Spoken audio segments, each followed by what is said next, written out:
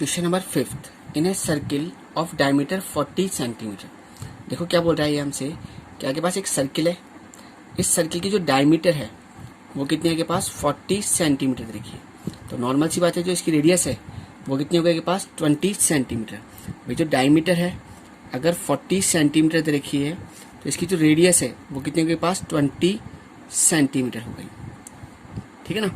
आगे क्या बोल रहा है, the length of code is 20 centimetre. और आपके पास एक कोड है, इसकी जो लेंथ है ना, ये कितने के पास 20 सेंटीमीटर दे रखी है।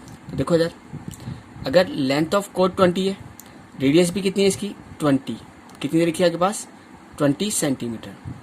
ठीक है ना, रेडियस कितनी है आपके पास 20 सेंटीमीटर। और हमें से क्या पूछ रहा है, find the length of minor arc of the code. ठीक है ना, ये जो माइनर कोड है, माइनर आर्क है आपकी, है ना, इस माइनर आर्क की, है ना, मुझे क्या फाइंड करनी है, लेंथ फाइंड करनी है। मतलब एल आपको क्या करना है, फाइंड करना है। तो देखो इधर, अगर मुझे एल फाइंड करना है, क्योंकि आपका एक फॉर्मूला था theta is equal to L upon R. अगर मुझे वहां से एल निकालना है तो मुझे क्या क्या पता होना चाहिए, थीटा और आर पता होना चाहिए। क्या फॉर्मूला था आपका, देखो theta is equal to L upon R. जहां पर थीटा जो होना चाहिए था वो किस में होना चाहिए, रेडियन में होना चाहिए था। अगर मुझे एल फाइंड करना है, मतलब लेंथ ऑफ आर्क अगर मुझे फाइंड करनी है, तो मुझे दो चीजें पता होनी चाहिए, एक तो थीटा पता होना चाहिए और एक रेडियस पता होनी चाहिए। तो देखो इधर, अगर हम देखें तो इसकी जो लेंथ ऑफ कोड है वो कितनी थी आपके पास 20 सेंटीमीटर और रेडियस भी कितनी है 20। ठीक है ना, तो ये कौन सा ट्राइंगल बन गया, एक इक्विलेटरल ट्राइंगल बन गया। तो जो आपका थीटा है, ठीक है ना, इक्विलेटरल ट्राइंगल का हर एक एंगल जो होता है वो कितना था आपके पास 60 डिग्री होता है।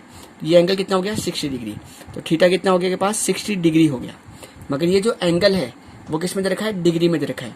तो मुझे क्या करना पड़ेगा, इसको रेडियन में चेंज करना पड़ेगा। ठीक है ना, क्योंकि ये जो थीटा है ना, ये किस में होना चाहिए आपके पास, रेडियन में होना चाहिए। तो देखो रेडियन में कन्वर्ट करने के लिए क्या करते थे, हम इसको पाई अपॉन 180 से मल्टीप्लाई कर देते थे। याद है, 0 से 0 कैंसिल, 6 से काटा 3, तो कितना आ गया पाई अपॉन 3 रेडियन आ गया। ठीक है, अब लगा दो फॉर्मूला। क्या था देखो formula, theta is equal to L upon R, यही फॉर्मूला था। अगर आप चाहो तो एल निकालना है तो इसको क्रॉस मल्टीप्लाई कर दो, तो एल इज इक्वल टू कितना हो जाएगा थीटा आर। ठीक है, बात समझ में आ रही नहीं आ रही। तो देखो इधर, L is equal to theta कितना है आपका पाई अपॉन 3, ठीक है ना, और आर कितना है आपके पास 20, कितनी है आपके पास 20। तो देखो एल कितना आ गया आपके पास 20 अपॉन 3 पाई आ गया। लेंथ ऑफ आर्क जो है आपकी वो कितनी आ गई 20 अपॉन 3 पाई। ठीक है, अब देखो इसी का क्वेश्चन नंबर 6। देखो क्या बोल रहा है आपसे, if in two circle arc of same length. क्या बोलना चाहता है ये आपसे कि आपके पास दो सर्किल है, आर्क ऑफ सेम लेंथ, जिनकी जो आर्क है ना, वो कैसी है, सेम लेंथ की है ना। बात क्लियर हो गई। Subtend angle 60 degree and 75 degree, और वो क्या कर रही है, सेंटर पे एंगल जो है, एक तो बना रहा है 60 डिग्री का एंगल और एक क्या कर रहा है 75 डिग्री का एंगल बना रहा है। ठीक है ना, at the centre find the ratio of their radii. तो हमें क्या करना है, इनकी जो रेडियस होती है उनका क्या निकालना है, रेशियो फाइंड करना है। बात क्लियर हो रही है। अब देखो इधर, सबसे पहले इसे हमें क्या दिया, इसकी बात करते हैं। क्या बोलना चाहता है ये, आर्क ऑफ सेम लेंथ, दोनों की आर्क जो है ना, लेंथ ऑफ आर्क जो है वो क्या है आपस में इक्वल है। तो आप ऐसे बोल सकते हो L1 जो है वो क्या है, इक्वल है किसके, L2 के। ठीक है ना, बात क्लियर हो रही है। अब देखो L निकालने का, भाई आपके पास फॉर्मूला क्या था, theta is equal to L upon R. तो L इज इक्वल टू कितना हो जाएगा थीटा आर। ठीक है, तो इसकी जगह L1 की जगह हम क्या लिख सकते हैं, थीटा 1 इंटू R1 लिख सकते हैं। इसकी जगह क्या लिख सकते हैं, थीटा 2 इंटू R2 लिख सकते हैं। बात क्लियर हो रही है। चलें फिर आगे। अब देखो इधर, अगर हम एंगल की बात करें तो हमें थीटा 1 जो है वो दे रखा है आपका 60 डिग्री, है ना, और थीटा 2 जो है वो दे रखा है आपका 75 डिग्री। अगर हम देखें, ये जो एंगल होने चाहिए ये किस में होने चाहिए, रेडियन में होने चाहिए, बट हमें किस में दे रखे हैं, डिग्री के अंदर दे रखे हैं। तो हम इनको क्या करते हैं, रेडियन में चेंज कर लेते हैं। रेडियन में चेंज करने के लिए क्या करते थे, पाई अपॉन 180 से मल्टीप्लाई कर देते थे। 0 से 0 कैंसिल, 6 3 जा 18, तो कितना आ गया पाई अपॉन 3 रेडियन आ गया। ऐसे इसको चेंज करते हैं, पाई अपॉन 180 से इसको भी मल्टीप्लाई कर लेते हैं, है ना। देखो इधर 5 से कट रहा है, 5 1 जा 5, 2 बचा, 5 5 जा 25, 5 से काटें, 5 3 जा 15, ठीक है ना। कितना बच गया 3, 5 6 जा 30, 3 से कट रहा है, ठीक है ना। 3 5 जा 15, 3 1 जा 3, 3 2 जा 6, अब नहीं कट रहा तो कितना आ गया 5 पाई अपॉन 12 आ गया, ठीक है। चाहो तो वैल्यूज को रख दो, या अगर आपको रेशियो निकालना है तो ऐसे भी डायरेक्ट निकाल लो। भाई मुझे क्या चाहिए, रेशियो चाहिए किसका, रेडियस का, मतलब R1 अपॉन R2 चाहिए। तो मैं इस R2 को उठा के नीचे ले आता हूँ और इस θ1 को उठा के नीचे ले आता हूँ, तो क्या हो जाएगा R1 upon R2 is equal to θ2 upon θ1। देखो θ2 की वैल्यू कितनी है के पास 5 पाई अपॉन 12, ठीक है, अपॉन θ1 के लिए कितने के पास पाई अपॉन 3, ठीक है। देखो इधर पाई से पाई कैंसिल, 3 से कट गया 4, ठीक है। तो देखो कितना आ गया पास 5 अपॉन 4 आ गया, और इसके नीचे कितना है 1 का डिवाइड लगाने पर नंबर एज इट इज आ जाएगा। तो रेशियो कितना आ गया पास 5:4।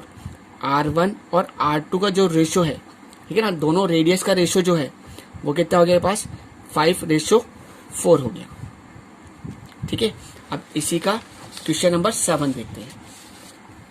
देखो क्या बोल रहा है ये, find the angle in radian. हमें क्या करना है, एंगल को फाइंड करना है किसके अंदर, रेडियन के अंदर, through which A pendulum swing, जिसमें क्या हो रहा है एक पेंडुलम जो है वो क्या कर रही है आपकी स्विंग कर रही है, ठीक है ना। इफ लेंथ इज 75 सेंटीमीटर, उसकी जो लेंथ है वो कितनी है के पास 75 सेंटीमीटर है, ठीक है ना। And tip describe an arc of length 10 centimetre. देखो इधर क्या बोलना चाहता है आपसे, ठीक है ना। Find the angle in radian, हमें क्या करना है, एंगल को किसमें फाइंड करना है, रेडियन के अंदर फाइंड करना है ना। जिसमें क्या है एक पेंडुलम जो है वो क्या कर रही है, स्विंग कर रही है। जैसे मान लो यहाँ के पास एक पेंडुलम है, ये आपकी स्विंग कर रही है, इसकी लेंथ जो रखी है वो कितनी रखी है 75, और ये क्या कर रही है, स्विंग कर रही है पेंडुलम, ठीक है ना। जैसे घड़ी में आपने देखा होगा, ठीक है, इस तरह से क्या कर रही है, स्विंग कर रही है, ठीक है ना। और क्या कर रही है, the tip describe an arc of length, पहला कितना है 10 सेंटीमीटर, जो आर्क है लेंथ की वो क्या कर रही है 10 सेंटीमीटर, है ना, डिस्क्राइब कर रही है, ठीक है। देखो इधर अगर हम बात करें ये 75 क्या है, देखो फर्स्ट पार्ट कर रहे हैं, अगर हम बात करें 75 तो 75 क्या हो गई, इसकी रेडियस हो गई, ठीक है ना। और ये क्या है आपके पास, लेंथ ऑफ आर्क हो गई, एल कितना है के पास 10 centimetre.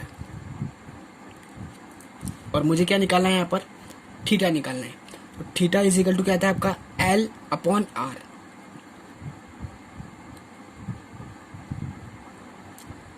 Theta is equal to क्या था आपके पास एल अपॉन आर। एल कितना है के पास 10 और आर कितना है के पास 75, 5 से कट रहा है, 5 2 जा 10 है ना, 5 1 जा 5, 2 बचा, 5 5 जा 25, तो कितना आ गया पास 2/15 रेडियन आ गया, ठीक है। बात क्लियर हो रही है। अब इसी का सेकंड पार्ट देखते हैं। देखो रेडियस कितनी रखी है 75 सेंटीमीटर रखी है, और जो लेंथ ऑफ आर्क है वो कितनी है के पास 15 सेंटीमीटर। लेंथ ऑफ आर्क मतलब एल, वो कितना है के पास 15 सेंटीमीटर। तो देखो थीटा क्या फॉर्मूला था आपका, theta is equal to L upon R. L कितना है आपका 15 और आर कितना है के पास 75, ये भी सेंटीमीटर है और ये भी सेंटीमीटर है, सेंटीमीटर से सेंटीमीटर कैंसिल हो गया, है ना। 15 से काट ले, 15 1 जा 15, 15 5 जा 75, 1/5 कितना आ गया रेडियन आ गया। अब इसी का थर्ड पार्ट देखते हैं।